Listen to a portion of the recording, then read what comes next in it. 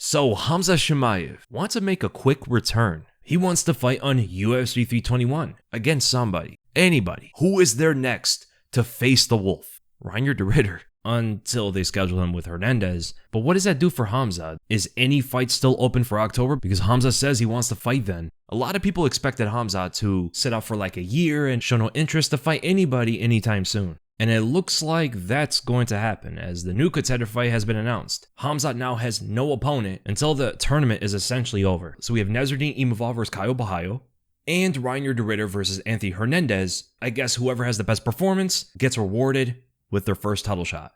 And there goes Khamzat's fight in October that it seemed like he really wanted. But at the same time, he may have just been appeasing the fans or something, I don't know. The UFC might want to save him for the first big Paramount card probably. But how do they fare against Khamzat Chimaev? It looks like any chance of victory is bleak, but I do think some of them have a better chance than the other. The betting odds also seem to perfectly agree with that, but only against 3 fighters for some reason. So against Nassourdine Imavov, Khamzat's a minus 550 favorite, and then against Caio Borralho, he's a minus 500. Why they gotta disrespect Michael Page like that and throw him in as well? I couldn't find anything on RDR or Hernandez though. But man, we were so excited because we thought that Khamzat versus RDR was gonna happen. These two wanted to fight, but the UFC had different plans. Khamzat himself called out RDR for the next hunt, and RDR is willing to reciprocate. He believes that Khamzat has never fought someone like him before. A middleweight that is capable in the grappling to not absolutely get dominated like Dricus did. He believes he's a whole different fighter, which is very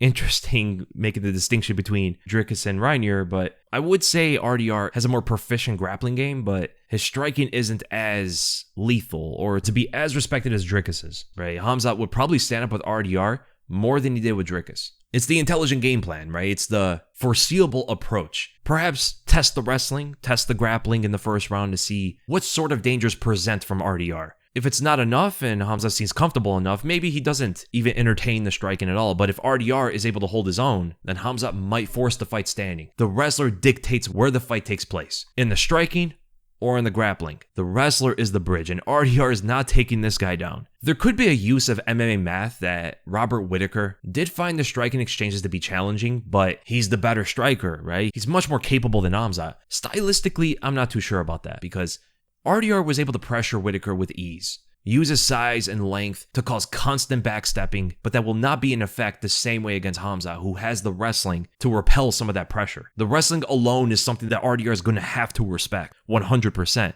Whittaker is a linear fighter who will both oblige in forward movements or backward movements. To him, it doesn't really matter too much. With Khamzat, though, he's going to stand his ground in front of the Dutchman and throw hands with him or shoot takedowns. Khamzat's not a type of fighter who even accepts being on the back foot unless he gets hurt, like the Gilbert Burns fight. I'm going to be honest, man. Khabib was talking about it against Dricus, stating that Khamzat's easier path would be through striking due to poor cardio. And it turns out that Khamzat didn't need to strike at all. But I think Khabib would be correct in depicting this fight with the same exact analysis. Whatever he said about the way Khamzat should fight Dricus can substitute perfectly with him fighting RDR. I think he could beat RDR in the stand-up. After gaining respect from his wrestling first, right? RDR is going to have to respect the wrestling so that Khamzat's striking will land through more successfully. Because Khamzat has adequate power. It's not the craziest, right? He's not punching like Yoel Romero or something, but he can one-shot GM3 and Igor Meliskrov and drop Gilbert Burns with a single jab. RDR's tall, still, and enormous head is the perfect target practice for a precise puncher. And like I said in my Dricus breakdown, that Khamzat's not a striker, but there are some corresponding elements that he uses at a very high level, such as his jab. And if you have a good jab, typically it guides the power hand so much better. You don't need to be as powerful or as sharp with their power punches as long as you have a good jab. And especially you're fighting someone like RDR, who doesn't really move his head unless he's ducking into you. Again, his head could cause an eclipse if you jump too high. It is not going to be difficult for Khamzat to land his shots on someone like this. With Dricus, it was a different story. Dricus's body composition is so different than other fighters. His upper body is so disproportionate to his lower body. Could defend very well, but RDR doesn't have those same gifts, and he will get hit by the jab. He will get hit by the right hand, and I could see him getting knocked out by Khamzat. As the grappling could be the more challenging route, I think a matchup like this is going to draw the well-roundedness from Khamzat. You're going to see him strike, you're going to see him wrestle, you're going to see a mixed martial artist out there who doesn't need to focus on one specific area to win. And it's honestly an amazing experience for him because he just fought the first 5 rounds of his entire career and never gassed out like a Honda Civic. Here he has an opponent that he can prove to the world that he can fight both on the ground and in the stand-up in a single fight, where usually he's focusing on one or the other. And the last time that he attempted that, he nearly lost to Kamaru Usman. But if he can make this victory a lot more definitive, he's going to rise even higher in the pound-for-pound list because right now he's number 4, rose 10 spots. And Dricus dropped 7 spots, bro. Whoa, Dricus number 11? I guess that would only make sense if the champions must be higher ranked than the non-champions. That's the only way that makes sense because this guy just beat some amazing opponents prior to Khamzat. So that's the only way it could be understandable. Any other way is just pure delusion. But that's why I think about RDR's chances. I think his chances could be greater than Dricus's based off the fact that he has a more dangerous ground game. And Khamzat will most likely use his well-rounded skill set to win this fight, rather than just wrestling like he did against Dricus. But this might not be the toughest fight.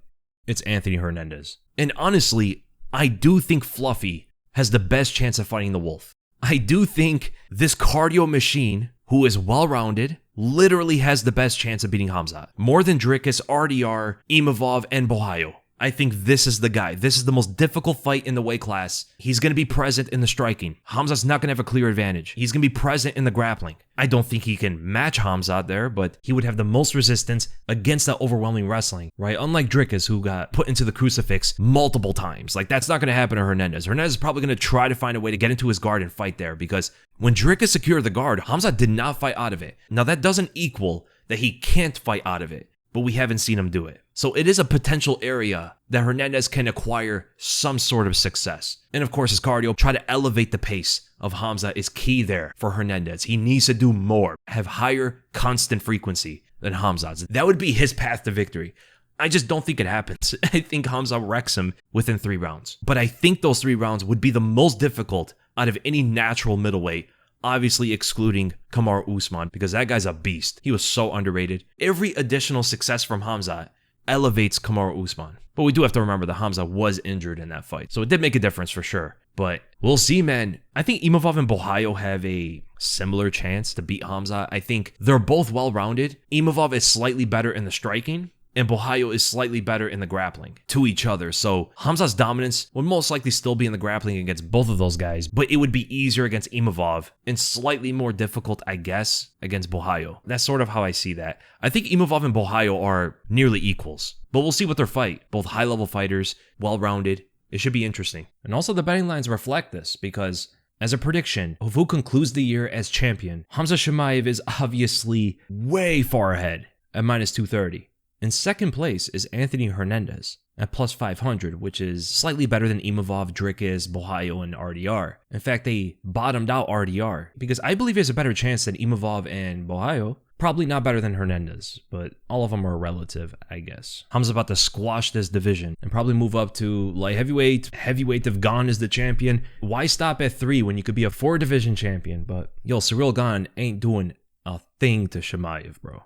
Nothing. But he's also probably not doing anything to Tom Aspinall either, so I foresee the light heavyweight move. Welterweight seems much less likely, but it's possible. He wants to fight Islam too. Should be interesting, so. But what does that mean for Dricus? We wanted to see that goofy fight, dude. They sidelined him on a waiting list for these contender fights because there is no one left for him. So middleweight is full and in order. Perhaps not to a wide agreement. I would have loved to see Khamzat versus RDR. An active champion is a rare phenomenon in this game. If it is true that Khamzat was ready to fight RDR, it must mean they're saving him for the Paramount cards. He's most likely their biggest star, and putting that into good use is definitely a profitable move for the UFC. Khamzat versus any of these contenders is going to sell similarly. RDR, Hernandez, Imavov, Borralho, none of these guys have casual drawing power, and Khamzat is the A side, so whoever the contender is doesn't really matter in a business aspect, but definitely matters in regards to the sport itself. I hope it's Hernandez or RDR, honestly, but any of them will be interesting. Oh, and who do I think are going to win those fights? I'm just busy glazing Khamzat. I lean towards Hernandez, but that could change.